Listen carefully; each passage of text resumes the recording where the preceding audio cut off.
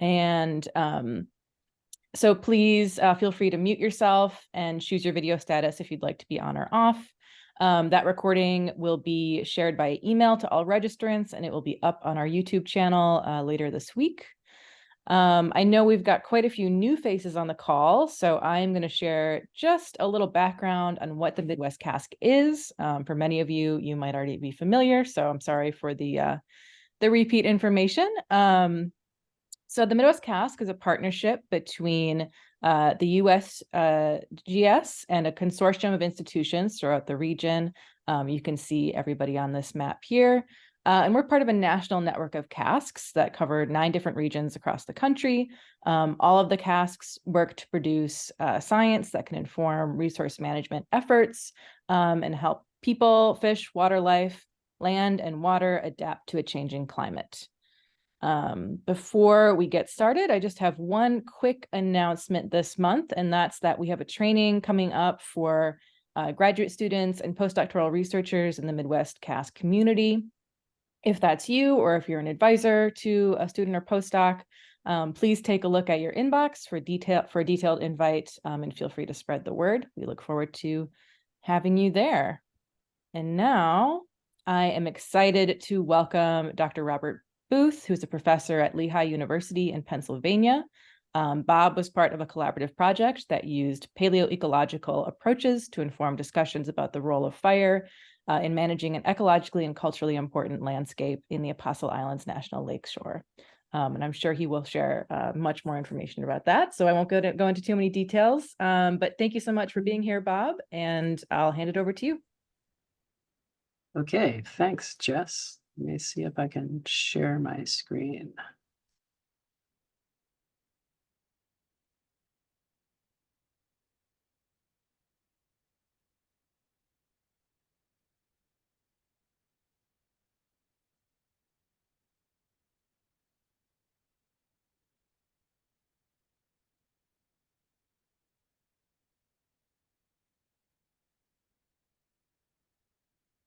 Okay. Okay, can everybody hear me? Okay. Yep, can hear us. Great. Okay, so today I'm going to talk to you a little bit about a project that we've been working on for about 5 years, using paleoecological approaches to really help try to inform decisions about the role of fire in managing an ecologically and culturally important island landscape.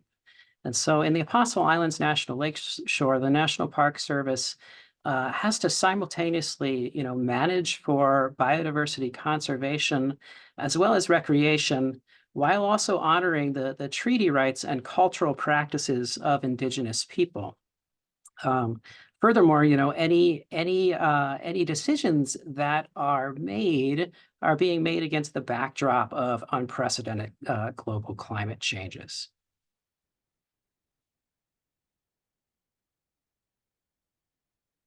Okay, and so here at the outset, I really want to highlight that this project has been a truly collaborative effort. It's involved unique contributions and expertise by a whole bunch of people. Gregor Schuraman with the National Park Service Climate Change Response Program initially really saw the need for paleoecological records from the Apostle Islands. He brought together the research team, and he applied his broad conservation and climate change perspective to all facets of this work. Melanie Montano of the Red Cliff Band of Lake Superior, Ojibwe, and Glifook infused traditional ecological knowledge into our discussions. And Beth Lynch of Luther College really contributed her perspective on North Temperate forest and fire ecology, and particularly the use of sediment-based charcoal records in understanding past fire history. There were also numerous Lehigh undergraduates and grad students that contributed to this project, including Matt Huff here, who worked up the moisture and charcoal record from Stockton Bog for his master's thesis, and Julia Bebout and Aja Kwagi, who developed the pollen and the charcoal and the plant macrofossil records that I'm going to show from Stockton Lagoon. Okay, to get you geographically oriented, the place of interest here is the Apostle Islands National Lakeshore. This is a group of islands in western Lake Superior, northeast of the Bayfield Peninsula in Wisconsin. Most of the Apostle Islands are built of Precambrian sandstone, and the current size and shape of these islands has been sort of molded by glacial and coastal dynamics over many thousands of years. The Lakeshore became a national park in 1970, and the region has long been home to the Anishinaabe people. Wiisaakodewan-minis is the Ojibwe name for the island that we're focused on here, and the English name is Stockton Island. And I'll comment on the significance of the Ojibwe name later in the talk. As we were designing the site map for our publication, Gregor's quote here, that maps are powerful. They can put people on the land or erase them from the land, really resonated with me. And the creation of this map ended up becoming sort of a springboard for deeper discussion, not only of place names, but also of the history of the Ojibwe people and their stewardship of the landscape. To the Anishinaabe people, Ishkote, which means fire, has a spirit that is necessary for life. And traditional knowledge holders from the Red Cliff Band of Ojibwe describe the use of fire for numerous reasons. This included using it in ceremonies and games, to promote blueberry production, along with other berries, nuts, culturally and medicinally important plants, as well as for protection from damaging wildfires and to create a more open landscape, which would have been particularly valuable during times of conflict. To enhance blueberry productivity, fire was typically used about every 4 to 8 years, with the peak in berry harvest being about 2 to 3 years after a fire. Elders recall picking berries with their families in the 30s and 40s. The families would follow the ripening berries each season, starting in the Chiquamanon Barrens, continuing northeast up to Red Cliff, and finishing then in the nearby islands.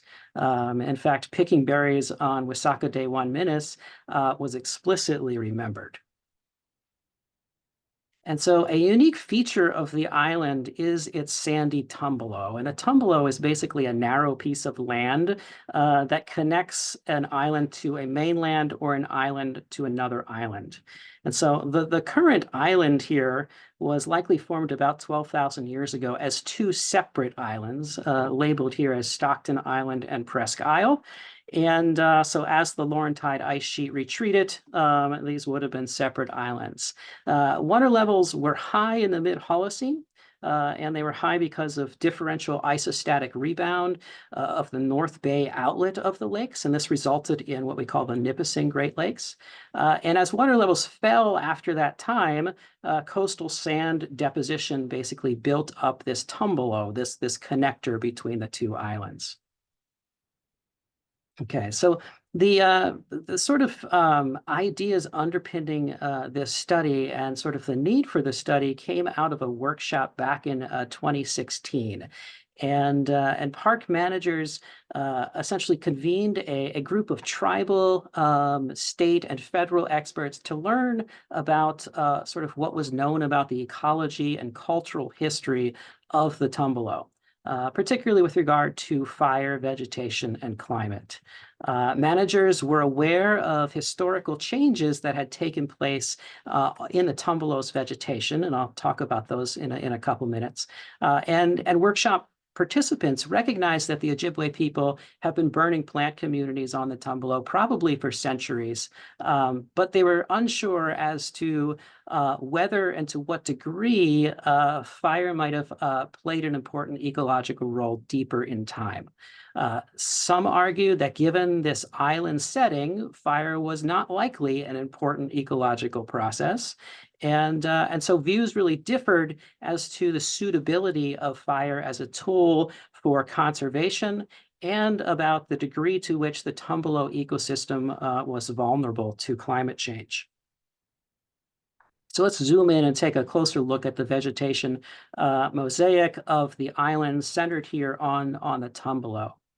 And so the glacial till soils outside of the tumbelows, so both north and south, are dominated by sort of deciduous coniferous forest. This includes things like maples, oaks, yellow birch, hemlock, cedar. And much of the tumbelow itself is occupied by red pine dominated forest or woodland, with some scattered white pine and scattered paper birch in there, and a diverse understory that includes blueberries, huckleberries, and sand cherry. And then down in the southeastern tip here of the tumbelow, there's a Great Lakes Barrens community. And this is a globally imperiled ecological community characterized by really sparse trees, common juniper, large areas that are just occupied by lichens, a number of species of grasses like ticklegrass, crinklegrass, beachgrass, as well as things like beach heather, also called false heather. And many of the species here are regionally rare. And collectively, it represents a community of high value. Okay. So historical photographs reveal that the density of trees in both sort of the pine woodland areas, as well as the Great Lakes Barrens themselves, has increased since the 1930s. And we know that this is a time in which fire has been suppressed, initially through the criminalization of the cultural use of fire by the Ojibwe in the early 1900s, and then more recently through direct suppression of wildfires by the National Park Service since 1970s. And so our objective here was really to develop some paleoecological records of fire, vegetation, and climate to try to provide a longer-term context on the role of fire on the tumbelow, and to hopefully be able to examine long-term interactions among climate, vegetation, and fire. And so, specifically, we had several questions. So for how long has fire been on the tumbelow and ecologically important? How sensitive was fire to past changes in moisture? And then to what extent did the vegetation on the tumbelow change since its formation? And then how did fire and vegetation in the recent past compare to the pre-colonial conditions? And so previous work on the tumbelow suggested that paleoecological records were in fact obtainable, and probably of good resolution as well. And so this is a picture here from work that was done by Al Swain and Marge Winkler back in the early 1980s. They cored Stockton Bog. They also cored Brander Bog, which is a bog located north of here on the island. And they put together a sort of coarsely resolved pollen record from the site documenting vegetation history.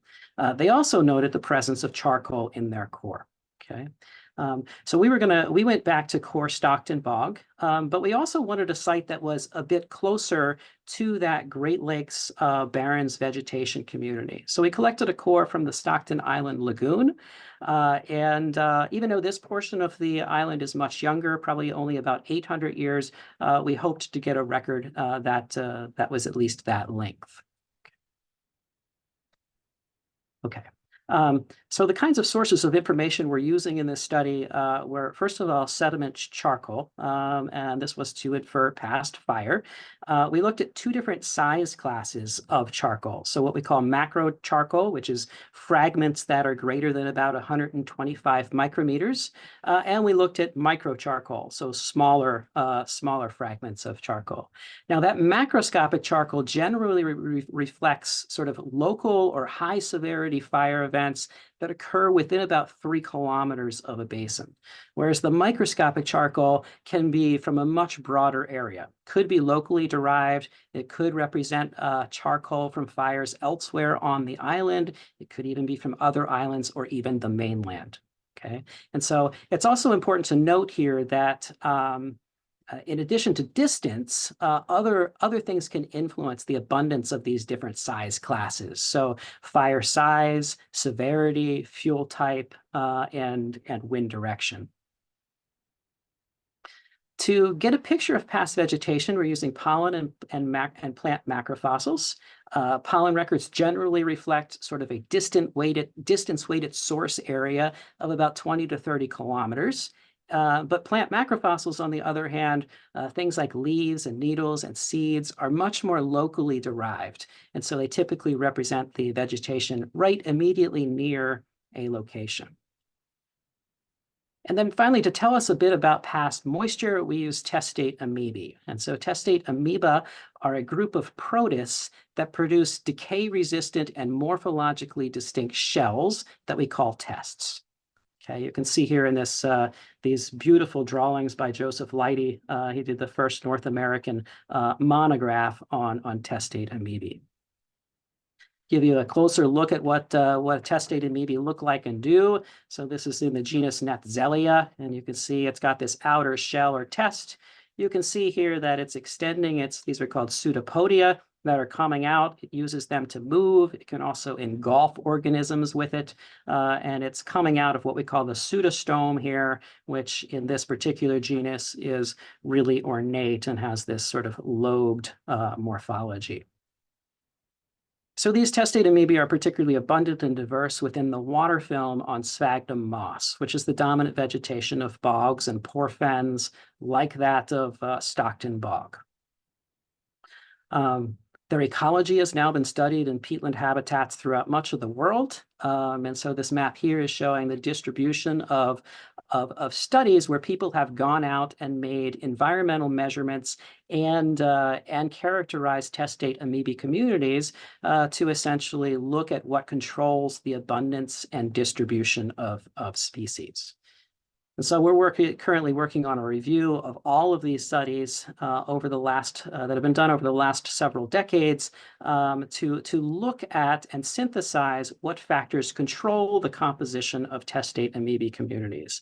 And the first thing you can see on this, so these are basically all of these studies on the y-axis, and these are the environmental variables measured in these different studies. And the color here represents the author's interpretation of the most important environmental controls on testate amoebae community composition. And what you'll see here is that the vast majority of studies have found that it's the amount of moisture at the peatland surface that affects testate amoeba community composition.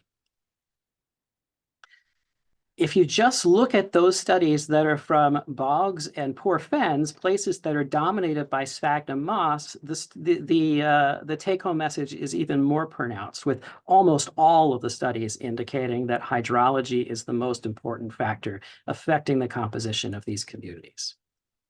And so that allows us to develop what are called transfer functions to infer past moisture changes when all we have is, say, a fossil assemblage of testate amoebae. Okay, and so this is a cross-validation of the transfer function we're using which has been put together from North American peatlands. Here you have measured water table depth on the x-axis. We have predicted water table depth on the y-axis. So this is sort of what the testate amoebae say the water table depth should be. And you can see this nice relationship. So we can apply this to reconstructing water table depth changes in our down core record. We then went out to Stockton Bog to collect a core. And so you can see in this video here, we're collecting this core with what's called a modified piston core. It's modified because the end of the piston core has kind of a serrated knife edge, and it allows us to cut through the peat, which is particularly important in those upper peat layers where there's lots of roots and the material is really fibrous. You can see as we get further down, progressively weight and even jumping like Beth is doing here allows you to move the core barrel more quickly. We've got some water above the piston here that's coming out as I'm jumping on it. And essentially that piston is being held in place by the tripod. And at the end, it'll be at the top of the core barrel. And the piston basically is functioning like putting your finger over a straw and lifting soda or water or something out of your glass. Okay, so here we are pulling up this core drive. We collect the core in 1 meter increments in that drive barrel. We then extrude the core in the field. You can see using a winch here into a PVC tube. We describe the stratigraphy in the field, and then we wrap it with plastic and tinfoil and cart it all back to Lehigh, where we subsample the core. Okay, so we then build an age depth model for the core, and you can see this is the age depth model for Stockton Bog. We have over 20 radiocarbon dates here, so this is a really well-dated record. We have depth here on the y-axis, age on the x-axis, and so you can see that the site's been accumulating for about 6,000 years. And the peat itself has been accumulating at an average rate of about 8 to 9 years represented by each centimeter. Of course, there are times that it's going faster, upwards of 2 years per centimeter, and there are times that are longer, upwards of 40 years per centimeter. Okay, so the core captures 3 main developmental stages. The lower sediments were deposited in a lacustrine environment, and that was followed by the establishment of a sedge peatland about 4,700 years ago, and then the modern sphagnum peatland about 4,500 years ago. We also note here in the lake sediments, this is the bulk density of those sediments and the organic matter. And what you can see here is these prominent fluctuations in the organic matter. These represent sand lenses, indicating coastal sand depositional processes, and that this lake was in very close proximity to Lake Superior, perhaps even connected to Lake Superior during that time. And so the tumbelow was likely forming at this time, and this is as Lake Superior water levels were falling from the Nipissing High Stand. Okay, so shown here is the macroscopic charcoal concentration of each centimeter of the Stockton Bog core. And so we're answering sort of this first question for how long has fire been present on the tumbelow.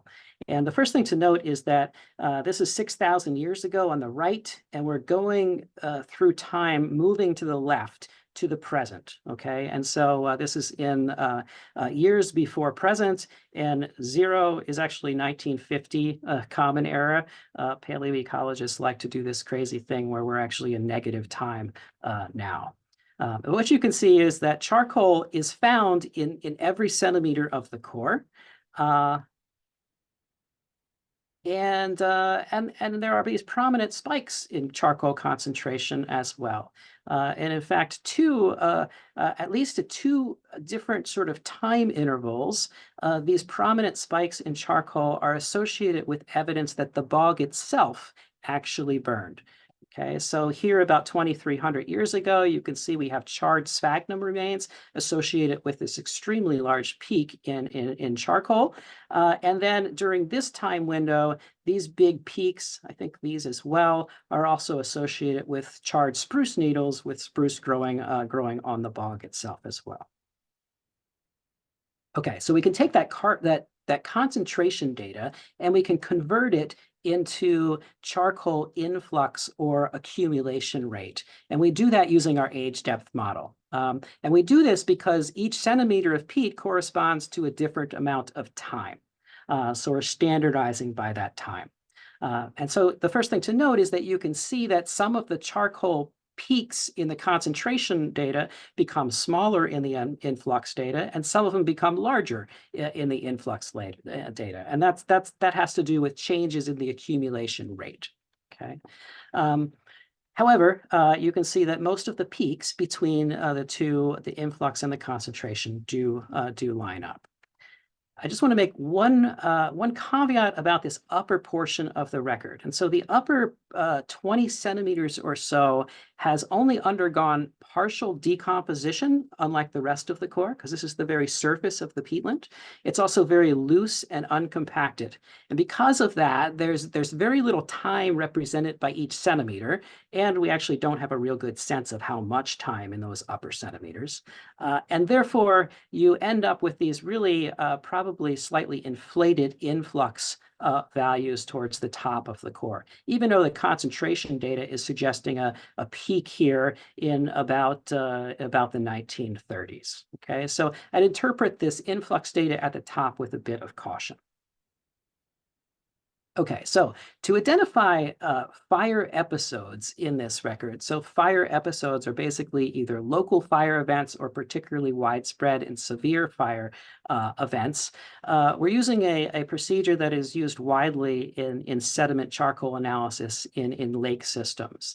And essentially, what we're doing is we apply a low frequency curve to the influx data to define what's called the background charcoal influx rate.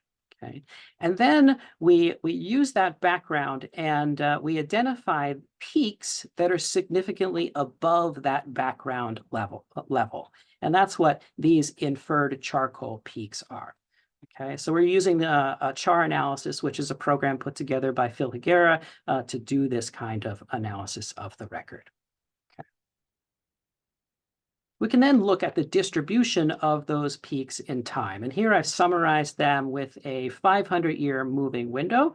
And you can see that when you do that, there are some time periods where you've got sort of high fire frequency, low average fire return intervals, and other times where it's low fire frequency.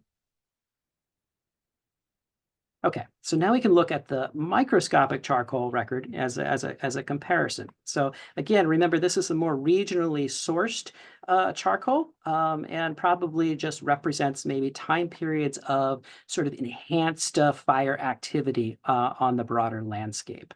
And so, so this is the charcoal concentration data. The first thing to note is that we get these really high concentration values during this time period where we know the bog was actually burning. Interestingly, though, when we have charred sphagnum remains in that very large macro charcoal spike, we actually have very little microscopic charcoal. So perhaps something to do with the type of vegetation that was being burned. We can then convert our concentration data into influx estimates using the same basic approach in our age depth model. It's worth noting here that this large amount of charcoal during this time period between about 800 and 1800 years ago, the bog was actually accumulating quite slowly at that time. So you can see these lower influx values.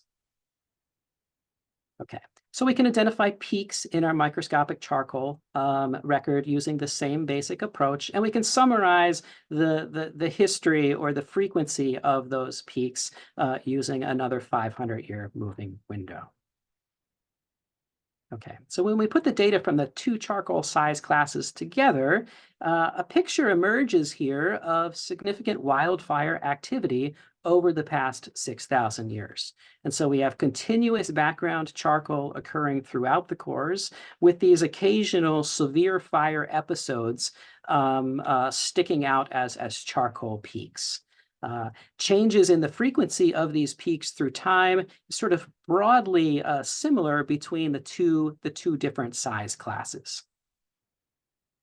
Okay, so the take-home message here is that we have significant wildfire activity over the past 6,000 years, both locally on the Tumbelow and likely in the broader region as well. Okay, so the next question we have is how sensitive was past fire to moisture? And so here I've plotted the testate amoebae water table depth reconstruction from Stockton Bog for comparison with the records.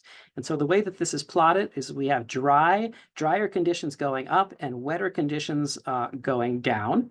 And the first thing to note is that these time periods when the bog itself, when at least the vegetation actually burned, occurred during time periods that were some of the driest time periods in the bog's history.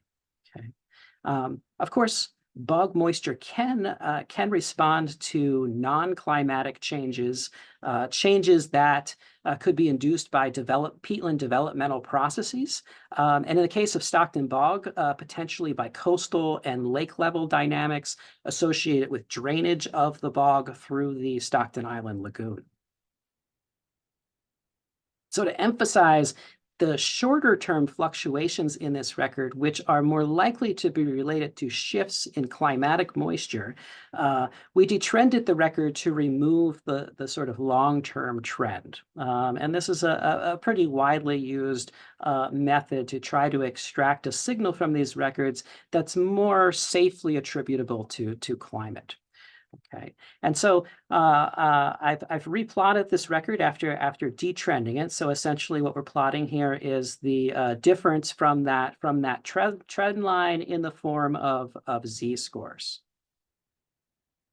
Okay, then what we can do is we can compare the timing of our charcoal peaks to assess whether they were more or less likely depending on background climate state.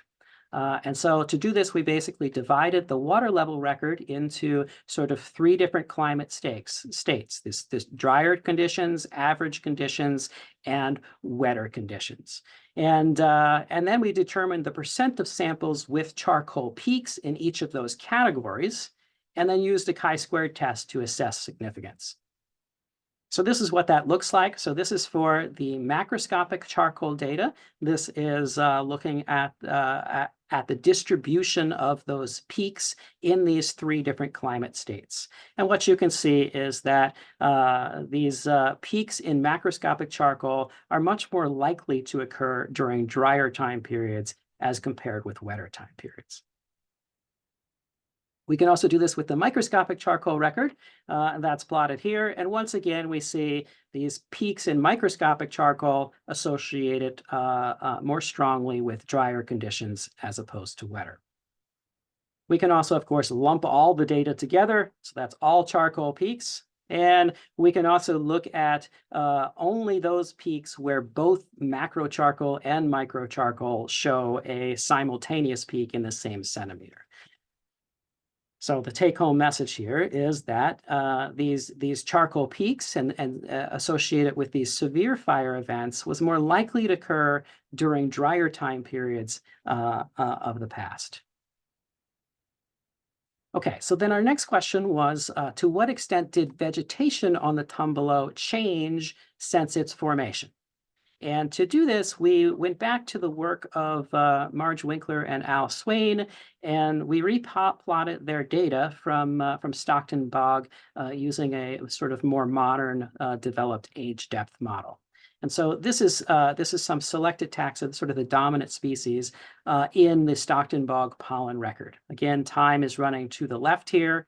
And so we have pine, red, and white, and then this is the rest of it is sort of undifferentiated. You can't tell, but it's pine, birch, hemlock, oak, ragweed, and grasses. And you can see this increase in ragweed and grasses associated with Euro-American land clearance more recently. Okay, so the general pattern here is one of there's this sort of gradual decrease in pine pollen and this somewhat gradual increase in birch pollen. And then there's this more recent, in the last couple thousand years, increase in hemlock. However, an important consideration here is that Stockton Bog, located on the northwestern corner of the tongue below, the pollen that's landing on it is, of course, coming from multiple areas. And so it is integrating the vegetation on these glacial till soils to the north, as well as what's happening on the tongue below and even the broader region. Swain and Winkler also cored Brander Bog up here, which is much more centrally located on these glacial till soils with that more mesic vegetation. And so here's the pollen diagram from Brander Bog with the same species or taxa plotted: pine, birch, hemlock, oak, ragweed, and grasses. And what you can see is that up there's a more prominent decrease in pine and a more prominent increase in birch and a somewhat more abundant hemlock as well. Okay, and so this pattern suggests that, particularly since yellow birch is quite abundant up here, that most of the dynamics with birch and hemlock are happening because of vegetation changes on these glacial till soils. And in fact, the vegetation of the tumbelow itself has very likely been pine dominated this entire time. Okay. And so the take-home message here is that the vegetation of the tumbelow has been pine dominant for the last 6,000 years, and vegetations were more pronounced elsewhere on the island. Okay, so what about fire and vegetation nearer to the Great Lakes Barren community? This is this community of high conservation value down here in the southeastern corner of the tumbelow. So we collected this core from the Stockton Lagoon. We used somewhat different methods to collect it, but again, a piston core. We extruded each centimeter into bags in the field. And this is what the age depth model looks like. And so the first thing to note is that, so this is depth and this is age. And this site started accumulating organic matter about 8,000 years ago. And it accumulated pretty steadily between about 800 years ago and 500 years ago. But then there's this period of time which was characterized by really slow accumulation rates or perhaps a depositional hiatus, which means there's essentially no record there at all. Okay, and then we have accumulation again during the past century. Okay. So if we take a look at the charcoal data from the lagoon core, it looks something like this. And I've highlighted in brown here that zone where we're really unsure about accumulation rates or whether we even have a record during that time period. So I've dotted this line for the influx values. What you can see, though, is that there's continuous charcoal in the core, and this is all macro charcoal, and there's really several prominent peaks as well. So there's this peak in the 1920s or 1930s, and there's one or two earlier peaks in charcoal. So we can compare that all to a pollen record from the lagoon core. And so up here is pine with white pine and red pine that could be differentiated, birch, grass, and ragweed. And what you can see is that over the past 800 years, this has been pretty pine dominated. You're getting a fair amount of birch pollen as well, but there's not really very prominent changes. If we take a close look at those two big fire events that are in the record, there's some suggestion that there's some transient vegetation responses to those fires. You can see this this birch increase here and this pine decrease here. However, the system rapidly recovered, showing sort of high resiliency to fire. Okay, so then we also looked at plant macrofossils, and this is brand new data that we've just compiled. And the reason we did this is because, remember, plant macrofossils are more locally sourced, and so they can tell us actually about the Great Lakes barren vegetation itself. Okay, and so here's white pine needles and red pine needles.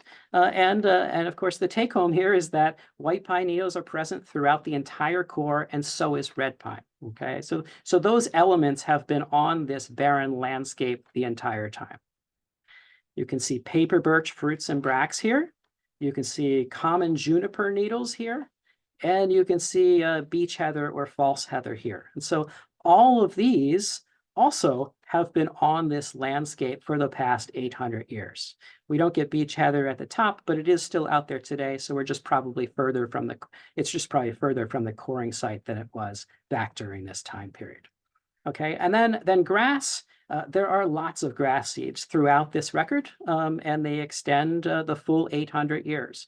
There's probably multiple species that could actually be differentiated here. But the take-home message of all this plant macrofossil data is that the main structural elements here of the Great Lakes Barrens community have been present for the past 800 years, despite some pretty significant fires, particularly the fires of the 1920s and 1930s. The Barrens community seems to have been pretty unfazed. Okay, so then our final big question was, how did fire and vegetation in the recent past compare with pre-colonial conditions? And so this is the last 700 years of our records. This is the Stockton Lagoon record. Again, this is influx, and this is charcoal concentration. And this is the Stockton Bog record. So again, influx and concentration. And we can compare that with known historical fires. And so this is a compilation put together by multiple folks here, but what I've plotted is the estimated hectares burned in these fires. And you'll note that most of the fires that have occurred in the past 100 years have been relatively small. Many of them, as soon as they started, they were put out. The exception, of course, is this very large peak in charcoal, this very large fire back in 1934 that's associated with a very large peak in charcoal in both the lagoon and the Stockton Bog records. And it turns out that there is good evidence that this was quite a big fire and burned much of the island. And so this is from the Ashland Daily Press in 1934. You know, they talk about how 59 men were fighting this fire for multiple days. And of course, we know that this fire, and there were also fires in the 1920s, came shortly after the Apostle Islands was really pretty fully logged. And so you can see this image from outer island showing the logging operations, and you can see all of this slash that's being left on the landscape. So we have lots of slash from logging, and if you look at the record of drought over the last 100 years, in fact, so this is the Palmer Drought Severity Index from 1895 to present in northern Wisconsin. What really stands out is the summer of 1934. It was the driest summer in the last 100 years, and that's when this fire occurred. Okay, so we really had a lot of things coming together, both logging and this exceedingly dry summer that contributed to this really anomalous fire on the island. So we had this big anomalous fire, and of course, in 1938, that's when the aerial image was taken of the Stockton Island from below. And this is the aerial image where we can observe that, in fact, the vegetation is lower, lower density of trees. The Great Lakes Barrens themselves were less dense as well. Okay, so certainly maybe this landscape was a bit unusual. Okay. We can also then compare the record a little bit further back in time. So this is data put together by Kurt Kiffmuller, and he has collected fire scar data from red pine stumps on the tumbelow. And so this is his original data over here, and what he's showing is essentially these red triangles are where at least 2 trees are recording a fire scar during that particular year. And the first thing to note is there's a whole heck of a lot of fire happening here, particularly in the 1800s. I've taken that data and just plotted it over here for comparison. So this is the number of trees recording fire scars. And you can see the mid-1800s shows up as, you know, this sort of pulse in trees. And so these fires, in fact, are associated with a peak in charcoal at Stockton Bog, although at Stockton Lagoon, we just don't have a very good record across that time period. However, I think maybe even more importantly than lining that up is the fact that Kurt is finding these other small fire events, suggesting that low severity surface fires were a really common feature of the tumbelow prior to 1934. And those low severity surface fires are not being picked up by our sediment charcoal records. Okay, so the take home here is, you know, these low severity surface fires, common prior to 1934, and the sediment charcoal records don't detect most of those fires as charcoal peaks. Most of those fires are probably contributing some of the charcoal that's in these records, so sort of the background charcoal, but not necessarily resulting in a peak. Okay, but charcoal is present in every centimeter of the Stockton Bog core. And so we asked the question, is that unusual for a peatland? Okay. And it turns out that this past year, there was a review of essentially peatland charcoal records from a whole number of sites, so 220 sites at mid to high latitudes. And so this represents 25,000 peat samples that were analyzed explicitly to look for charcoal. And what they found was that in this data set, 48% of the samples did not contain any charcoal at all. And in fact, if you just look at sphagnum-dominated peatlands like Stockton Bog, only 13% of those peatlands in the data set had charcoal in greater than 95% of the samples. And so that suggests to me that the consistent presence of macroscopic charcoal throughout the Stockton Bog core is really unusual when compared to other peatland records. And so there's been studies of fire scars in other coastal red pine forests that have suggested light surface fires every 5 to 20 years were pretty typical prior to Euro-American land clearance. And we have the fire scar data from the Tumbelow itself suggesting pretty similar frequencies. And we have indigenous knowledge suggesting burning approximately every 4 to 8 years. And so all of these smaller fires are probably contributing to the sort of consistent charcoal presence in our core. Okay, we can also compare our records from Wiisaakodewan-minis to these other records that have been put forward on the northwestern Wisconsin sand plain. So this is a very similar kind of sandy habitat dominated by red pine and jack pine. Fire is ecologically important here. And so these are lake sediment charcoal records that have been developed by Beth Lynch, Sarah Hodgkiss, and Randy Calcote over the last decade or so. And so this is the comparison of the last 1,000 years of these records. And so here we have the average background charcoal accumulation on the sand plain, and this is the average number of peaks per 500 years, so the frequency of those really big spikes. And then this is the data from Stockton Island. And you can see that in terms of average background, the island records are a bit lower, although I say that with a bit of a caveat. They're actually pretty similar to 3 of the 5 sites in terms of background levels. But what's really different is the average number of peaks. And so the records from the sand plains show much bigger peaks than the island records.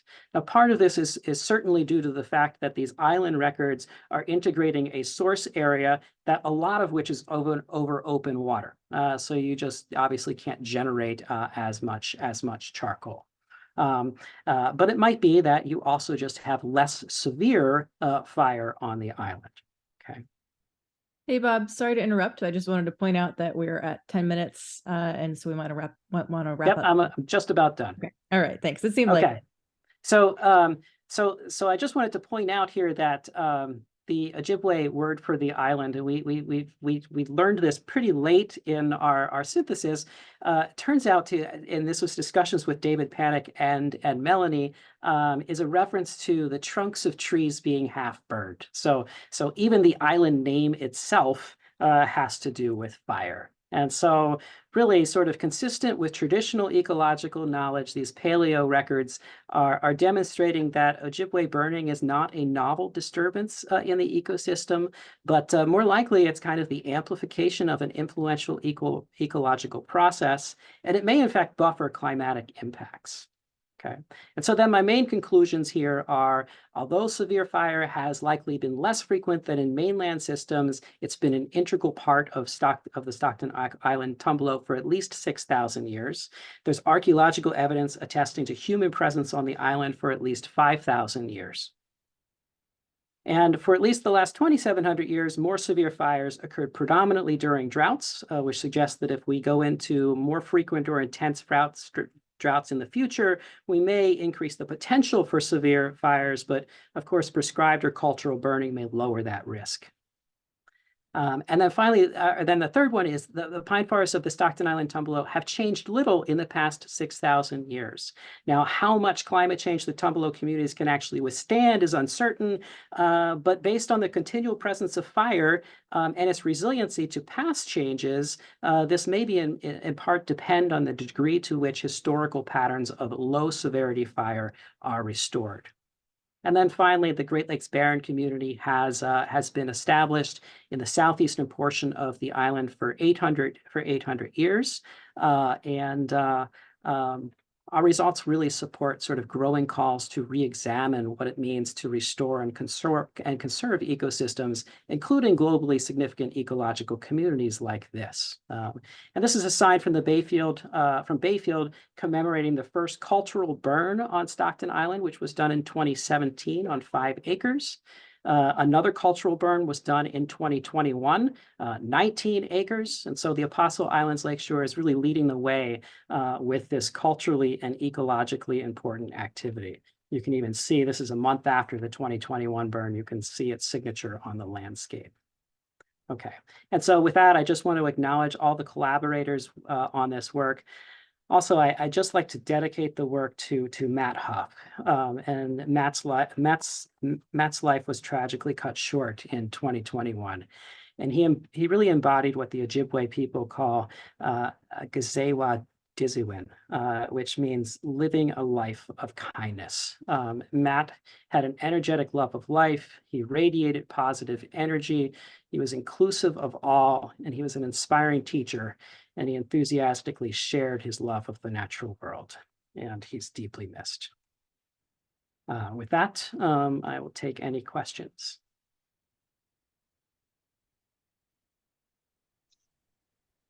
All right, thank you so much for that presentation.